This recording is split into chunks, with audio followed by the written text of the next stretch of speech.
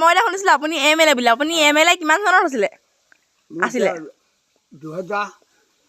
হেৰি পৰিলে 24 পৰা কৈ আছোঁ 24 25 এতিয়া 26 এতিয়ালৈকে 3 বছৰ 3 বছৰ সমষ্টি কি সমষ্টি আমাৰ মানে ধেমাজি সমষ্টি জোনাইটো সুবনশ্ৰী এতিয়া মানুহবিলাকে কয় আপুনি MLA নহয় এনেই কৈ থাকে বুলি কয় যে বুবক নাজানে মোৰ পদুম ফুল পদুম ফুল হাতত নহয় হাতত নহয় কংগ্ৰেছ কেতিয়াবাই গ'ল বানেকা বাং পাতি মুৰলী শইকীয়া হেৰি সুৰেণ গগৈ চন্দ্ৰ চেতিয়া ৰ'ব এতিয়া আকৌ ইলেকশ্যন হ'ব নহয় নহয় সেইটো ইলেকশ্যন নহয় আমাৰ হৈ গ'ল আপুনি নুঠে আকৌ মই উঠিবলগীয়া নাই আৰু